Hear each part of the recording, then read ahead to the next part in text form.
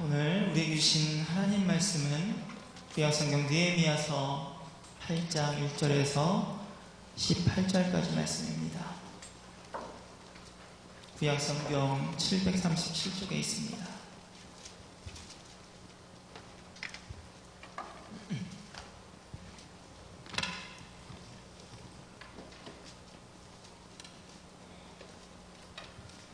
구약성경 느헤미야 8장 1절에서 18절까지 말씀 한 절씩 교독하시겠습니다.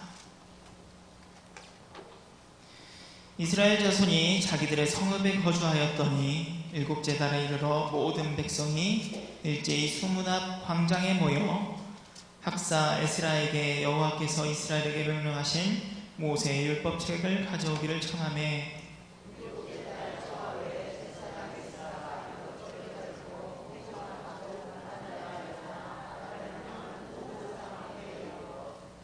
수문 앞 광장에서 새벽부터 정오까지 남자나 여자나 알아들을 만한 모든 사람들에서 앞에서 읽음에 뭇 백성이 그 율법책에 귀를 기울였는데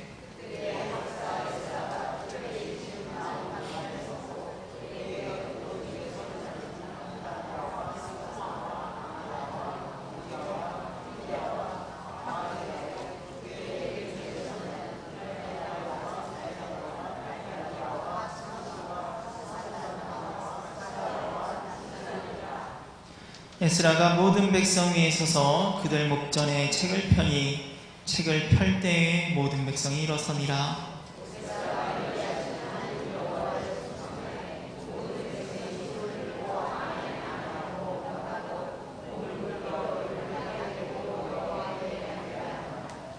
예수아와 바니와 세레바와 야민과 악굽과 사부대와 호디야와 마아세야와 그리다와 아사랴와 요사밧과 하난과 블라야와 레위 사람들은 백성이 제자리에 서 있는 동안 그들에게 율법을 깨닫게 하였는데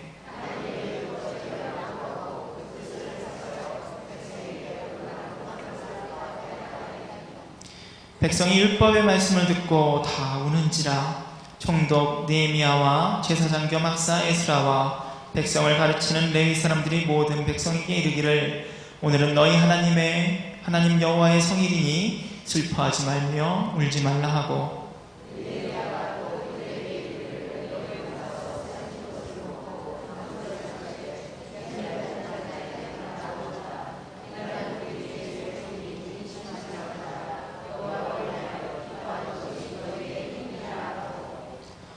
레위 사람들도 모든 백성을 정숙하게 하여 이르기를 오늘은 성일이니 마땅히 조용하고 근심하지 말라 하니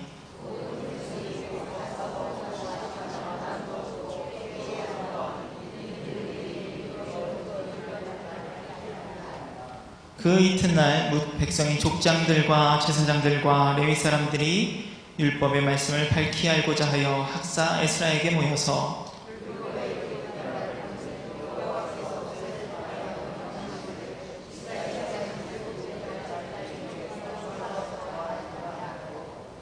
또 일러스되 모든 성읍과 예루살렘에 공포하여 이르기를 너희는 산에 가서 감람나무 가지와 들감람나무 가지와 화석류 가지와 종려나무 가지와 기타 무성한 나무 가지를 가져다가 기록한 바를 따라 초막을 지으라 하라 한지라.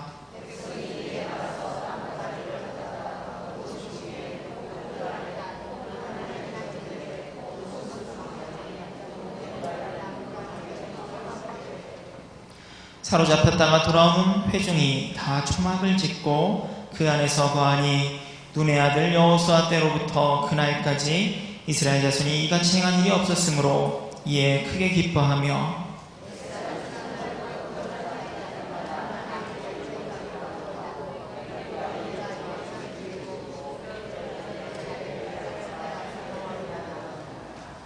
아멘. 네. 오늘 하루 즐겁게 보내셨습니까? 네. 오늘은 오랜만에 오는 빨간 날이었죠. 그런데 오늘 무슨 날인지는 다 아시죠? 네. 광복절입니다. 67주년을 맞는 광복절이라고 합니다. 하지만 우리의 현실에서 광복의 기쁨보다는 오늘 하루 그저 빨간 날이라는 것이 더 기쁜 듯하게 다가오는 것도 어쩔 수 없을 것 같습니다. 광복이라는 기쁨, 이거는 너무나도 먼 과거의 이야기였고요. 오늘은 그저 그것을 기념하는 덕분에 쉬는 날이라는 생각이 우리에게 더 가까이 오는 것이 사실이기 때문입니다. 일제 강점 아래에서 약 35년이라는 시간을 보내는 동안 우리 민족에게는 큰 슬픔이 있었습니다. 그 가운데에서도 일본의 황국신민화라는 통치 정책으로 인하여 한민족, 하나의 민족이 아니라 한민족이라는 우리의 정체를 없애야만 했던 것이 가장 큰 어려움이었을 것입니다.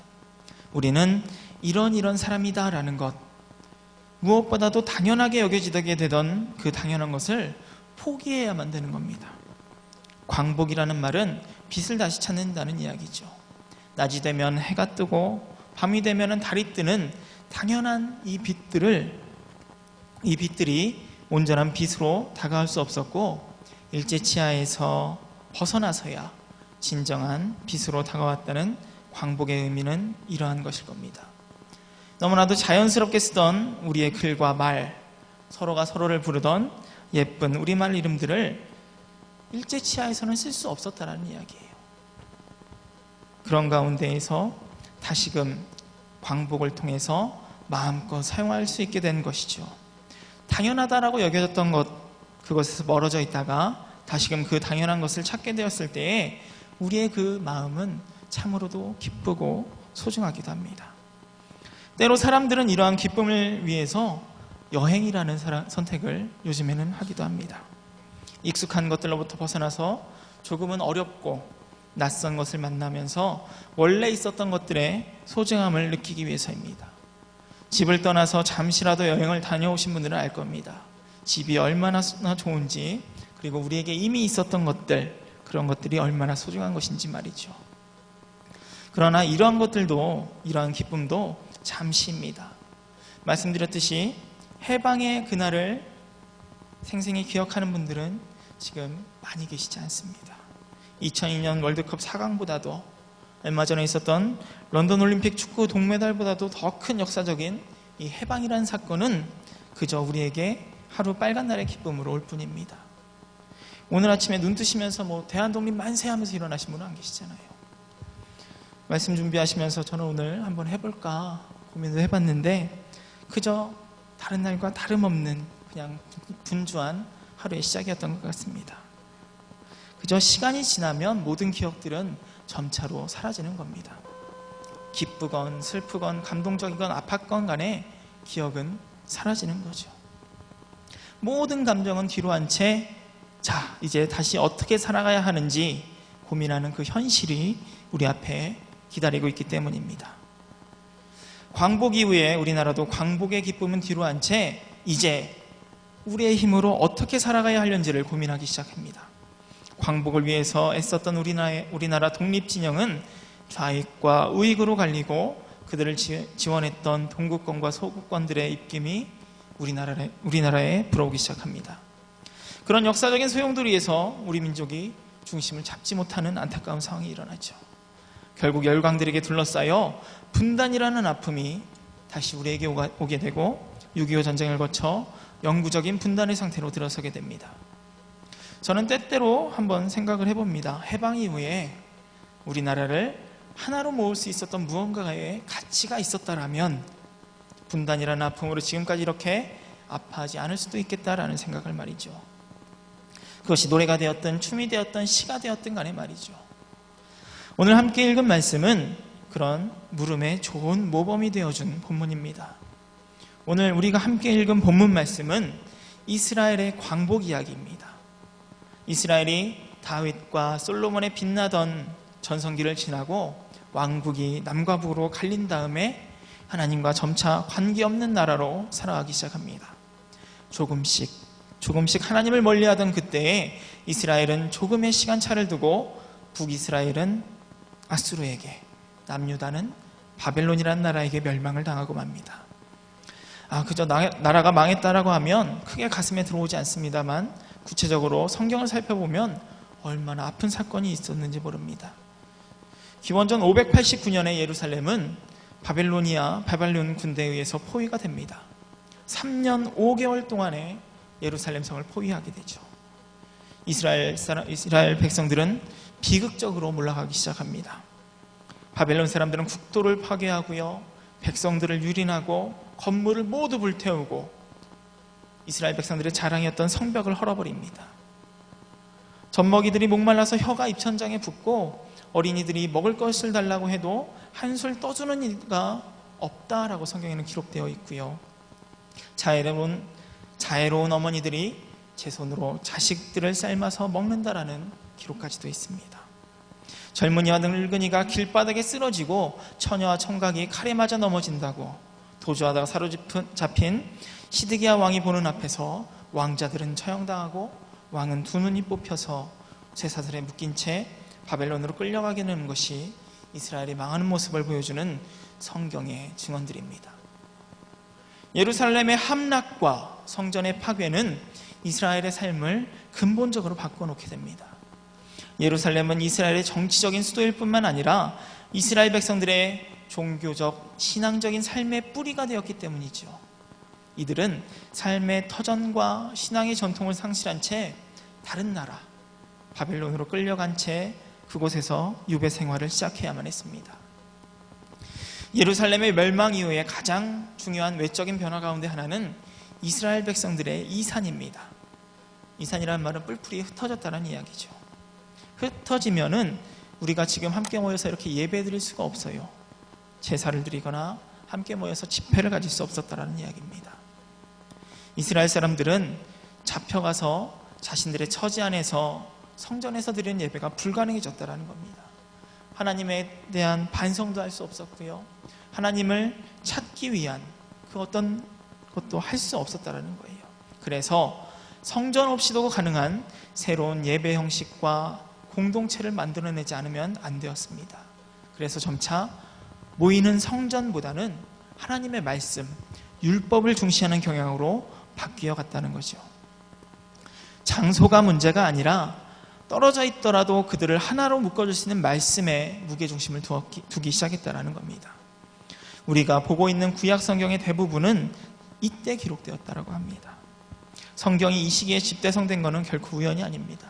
낯선 곳에서 자신들의 신앙을 지키기 위한 한 방식으로서 오래된 기억과 전통을 다시금 생각해내서 기록한 뒤에 우리는 이런 사람들이다 라는 것을 자녀들에게 남기고자 했다라는 이야기죠. 하나님의 말씀을 통해서 그들은 우리는 하나님의 백성이다 라는 정체성을 가질 수 있게 되었다라는 의미입니다. 이렇게 율법을 통해 자신들의 정체를 늘 재확인하던 이스라엘 백성에게 해방의 날이 찾아옵니다. 약 70년의 포로기 생활이 페르시아에 의한 바벨론의 멸망으로 끝이 나게 되죠. 새로운 통치자 페르시아의 왕은 이스라엘을 원래의 자리로 돌아갈 수 있도록 조치를 합니다. 오늘 본문 앞 7장 말씀은 바벨론으로부터 돌아온 사람들의 명단이 자세히 적혀져 있습니다. 그리고 그들 모두가 모여서 하나님의 율법을 청해서 듣는 장면이 오늘 본문의 말씀입니다. 이스라엘 백성들은 자신들의 식민 그리고 해방을 하나님의 역사 중에 하나라고 고백할 수 있었습니다. 이스라엘 백성들은 민족이나 이념 또는 어떠한 이익을 위해서 뭉쳐진 공동체가 아니라 오직 하나님을 믿는 사람들로 이루어진 신앙 공동체라는 사실을 다시 한번 고백하기에 이르는 거죠. 해방 이후에 남아있던 이스라엘 사람들과 잡혀갔던 사람들과의 분란이 잠시 있긴 했지만 그들은 하나님을 믿는 사람들이라는 이름으로 하나가 되기를 원했다라는 겁니다. 이스라엘의 광복은 정치적이고 지리적인 의미의 광복일 뿐만 아니라 종교적으로도 자신의 정체성을 온전히 찾게 되므로 오히려 정치적인 광복보다 더 큰 역할로 민족을 하나로 모을 수가 있었습니다. 이스라엘 백성들에게는 자신들이 성전을 떠나 몇 세대 동안 정확히 알 수 없었던 하나님의 말씀에 대한 갈급함이 그들을 사로잡고 있었다는 것이죠. 이전의 말씀처럼 알아들을 만한 모든 사람이 율법 아래에 모이게 되었다라고 합니다. 그리고 새벽부터 대낮까지 그 율법책 읽는 소리에 모두가 서서 귀를 기울입니다. 예배가 길다고, 모임이 길다고 아무도 푸념하지 않는다는 거죠. 율법을 낭독하고 그 뜻을 해석하며 백성들이 다 이해할 때까지 기다리면서까지 하나님의 말씀을 읽는 시간이 계속되었다라는 겁니다. 9절 말씀을 보면 낭독한 말씀을 듣고 이스라엘 백성들이 모두 울었다라고 되어 있습니다. 이때 낭독된 율법은 모세의 율법, 그러니까 대부분이 신명기의 이야기였을 겁니다. 그 이야기를 듣고 이스라엘 백성들이 다 울었다라는 거예요. 왜 울었을까요? 모세의 이야기에 슬픈 이야기가 많이 있지 않습니다. 가슴 아픈 사랑 이야기도 없고요, 가슴을 치면서 후회할 만한 이야기도 없습니다. 이스라엘 백성들은 몰랐던 것들을 율법을 통해 알게 되면서 눈물을 흘렸던 것입니다. 무엇을 몰랐을까요? 그들은 자신들 곁에 있었지만 율법을 찾지 않았었습니다. 수많은 축복을 약속하는 이방신들과 우상들에 빠져서 하나님은 그저 뒷방신세였어요. 그러다가 오늘 하나님의 말씀이 귓가에 들려오기 시작하는 겁니다. 마치 이제는 돌아가신 아버지가 살아생전에 우리를 보면서 하셨던 말씀처럼 귓가를 때리는 거죠. 무슨 내용이었을까요? 모세 이야기를 한번 살펴보겠습니다. 너희가 이제는 고난에서 끝나 하나님의 약속했던 땅으로 들어가게 된다. 그런데 내 걱정은 너희가 그 약속의 땅에 가서 하나님을 배반하고 이방신들을 섬기며 하나님의 율법을 떠나 살까봐 두렵다라는 모세의 외침이 신명기에 있는 겁니다. 이스라엘아 들으라, 우리 하나님은 여호와는 오직 하나인 여호와시니 너는 마음을 다하고 성품을 다하고 힘을 다하여 내 하나님 여호와를 사랑하라 라는 모세의 외침이 그 율법 안에 있었다라는 이야기입니다. 이러한 자신들의 조상 모세의 목소리를 나라가 한참 망하고 와서 들으니까 자신들이 마치 청개구리처럼 느껴졌더라는 거예요. 이미 이렇게 될 것을 마치 알고 있었던 것처럼 모세는 그 옛날 자신들에게 당부했지만 이미 이스라엘은 잊어버리고 그 걱정대로 하나님을 멀리한 채 자신들의 이익을 위해서 살아가고 있었다는 겁니다. 이것을 깨달은 이스라엘은 눈물로 하나님께 회개할 수밖에 없었다는 거죠. 이스라엘 백성들은 하나님의 말씀으로 다시금 하나가 되고 말씀의 백성으로 돌아왔다는 것을 몸소 실천하기 시작합니다. 오늘 본문에 나오는 초막절을 지킨 모습이 그 증거입니다. 17절 말씀을 보면 여호수아 때의 이후로 초막절을 지키지 않다가 모세 이후에 이제야 지켰다라는 겁니다. 사막에서 유목하며 장막 생활을 하던 것을 기억하기 위해서 제정된 초막절을 이스라엘 사람들이 약속의 땅에 들어가자마자 기억에서 지워버렸다는 거죠. 모세의 후임이 여호수아잖아요. 여호수아 때가 되자마자 이스라엘 백성들은 모세의 유언은 신경도 쓰지 않은 채 내게는 그런 아픔과 가는 더 이상 있을 수가 없어 라고 말하며 교만 가운데 살았다는 겁니다. 하지만 이제는 겸손히 자신들이 잠시 머물 장막을 다시금 세운다라는 이야기죠. 장막의 의미가 무엇인가요? 당장이라도 떠날 수 있다는 겁니다. 주님께서 말씀하시면 내 지금 자리가 편하고 떠나기 싫어도 언제든지 떠날 준비가 되어 있다는 의지의 표현인 겁니다. 내가 좋고 내가 안정된 것에 머무르지 않겠다라는 그러한 의지가 초막절의 의미입니다. 오늘 이스라엘 백성들의 모습처럼 우리에게도 신앙의 열심은 있습니다. 하나님께 매달리고요, 하나님을 붙잡고 울고 그럴 때가 있죠. 특히나 힘들 때에 더욱 그러합니다. 힘들 때 하나님을 찾는다는 것이 나쁘다는 것이 아니에요. 그 어려움이 해결되는 순간에는 역시 하나님, 내 기도를 들어주시는 분, 하나님 감사합니다를 외치면서도 그 편안한 시간이 조금씩 흘러나가면 우리에게 무언가 부족함이 없는 것 같은 생각이 들면 하나님은 조금씩 우리에게서 멀어집니다. 시간은 끊임없이 흐르고 그 시간을 똑바로 붙잡지 않으면 그만큼 시간을 보내버리는 겁니다. 시간이 그저 흘러가면 그만큼 주님은 내 곁에서 그저 멀어지는 겁니다. 우리에게 무언가 부족한 것이 있을 때 하나님을 찾는 것은 당연한 겁니다. 하나님이 힘들어요. 하나님 도와주세요. 하나님 저와 함께 해주세요. 이런 거는 당연한 겁니다. 우리 인간은 연약하고 무언가 부족하고 채울 수 없는 존재로 만들어졌다는 것이 당연한 것이기 때문입니다. 그런데 때로 우리가 착각하는 것이 우리에게는 영원히 채워지지 않는 갈급함이 있는 사람들, 그것을 잊어버린다는 거예요. 이러한 사실을 잊게 되면 하나님마저도 잊게 된다는 겁니다. 우리의 연약함을 기억해야 하고요. 하나님은 우리가 필요할 때만 잠깐 사용하는 주머니 칼과 같은 역할을 하시는 분이 아니라는 것을 우리가 알아야만 합니다. 잠시 영상 하나 보시겠습니다.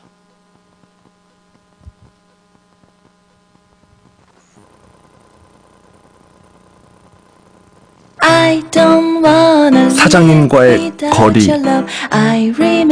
친구와의 거리, 팀원과의 거리,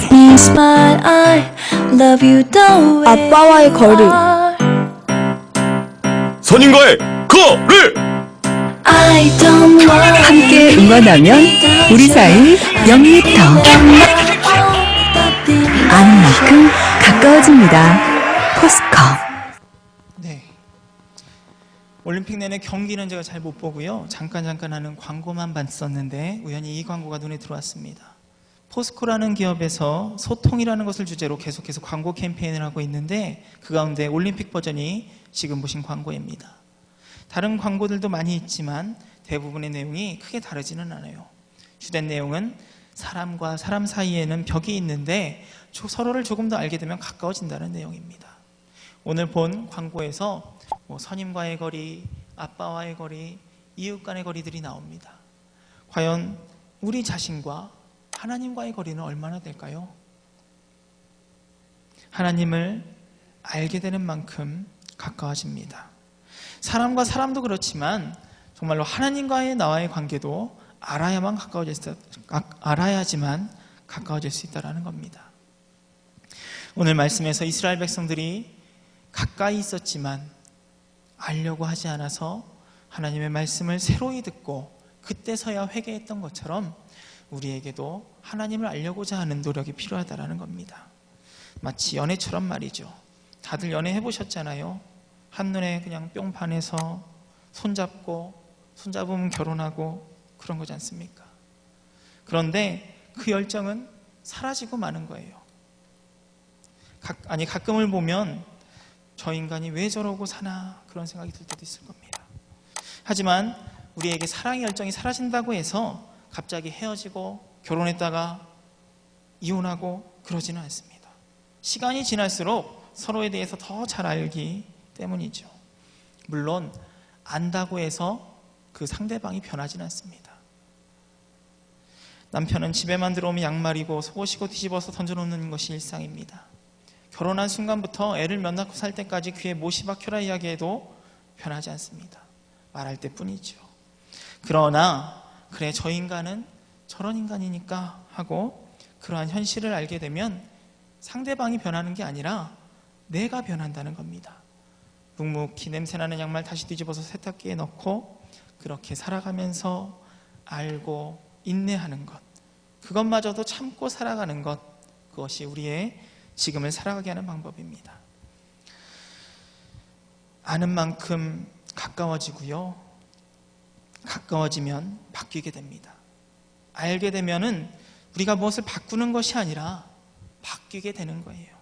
그리스도인들도 그렇게 살아가는 겁니다. 신앙인은 예수를 믿고 달라지는 사람을 말합니다. 다른 사람을, 세상을 바꾸는 게 아니라요, 세상을 바라보는 나의 눈이 예수 그리스도의 마음으로 바뀌는 겁니다. 무작정 착한 모습으로 참아야지 이게 아니라 예수 그리스도의 마음으로 세상을 볼 때에 분노할 것은 한없이 분노하고요, 위로할 것은 한없이 위로하는 마음을 갖고요, 슬픈 것에는 누구보다도 먼저 눈물을 흘려주는 것, 그것이 바로 우리의 삶 속에서 예수 그리스도를 살게 하는 겁니다. 다시 한번 말씀드리지만 아는 만큼 가까워지고요, 가까워지는 만큼 변하는 겁니다. 우리가 얼마나 하나님을, 예수 그리스도를 가까이 하는지 스스로에게 물어보는 시간이 되기를 원합니다. 주님을 마음에 품고 살아가야만 우리가 신앙일 수 있습니다. 예수님 없이 우리가 그저 편안하게 살아간다면 우리는 그리스도인 아닌 겁니다. 우리의 변화된 모습이 세상을 바꾸는 하나님의 도구로 쓰일 것이라는 것을 기억하시기 원합니다. 한 사람 한 사람이 말씀 앞에 무릎 꿇고 그 말씀대로 살아가려 할 때에 이 세상은 조금씩 더 오시는 하나님 나라에 가까워지는 겁니다. 주님을 알기를 원합니다. 오늘 이스라엘 백성들이 새벽부터 정오까지 쉬지 않고 하나님의 말씀을 사모하며 눈물로 그 말씀을 들으면서 마음에 그 말씀을 새겼던 것처럼 우리에게도 그 거룩한 감동이 우리의 삶 속에 늘 가득하기 원합니다. 그래서 오늘 말씀 뒤에 나오는 느헤미야 9장에서의 모습처럼 율법을 읽고 회개하고 율법을 알게 되고 회개하는 하나님의 말씀에 사무쳐가지고 살아가는 그러한 사람들로 변모하기를 원합니다. 정말로 말씀을 사모하여 변하기를 소원하는 시간이 우리의 삶 속에서 늘 이루어져서 하나님의 복음에 합당한 사람으로 거듭나는 신풍교회 모든 성도님들이 되시기를 간절히 축원합니다. 사랑의 하나님, 감사합니다. 오늘도 우리를 불러주시고 예수 그리스도를 믿고 이 자리에 모여 함께 예배하게 하시니 감사합니다. 우리의 삶 가운데 주님을 멀리하던 모습이 얼마나 많은지요. 우리가 정말로 신앙인으로서 하나님께 부끄러운 적이 얼마나 많았던지요. 아버지, 오직 주님을 알기 원하는 우리의 마음이 충만하기를 원합니다. 하나님을 알고 이 세상에서 우리가 오직 주님의 마음으로 살아가길 원하오니 아버지, 이 시간, 그 시작의 시간으로 우리를 채워주옵소서. 주님도 알기를 원합니다. 주님께 더 가까워지기를 원합니다. 주님을 통해서 우리의 삶이 변하기를 원하오니 아버지여, 우리와 함께하여 주옵소서. 모든 건 예수님의 이름으로 기도드립니다. 아멘.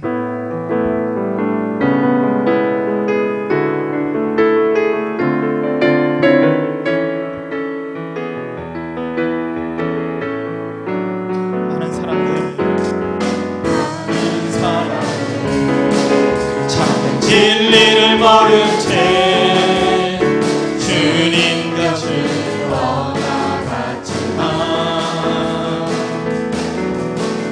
내가 만난 주님은 참 사랑이었고 진리였고 소망이었소. 난 예수가 좋다오.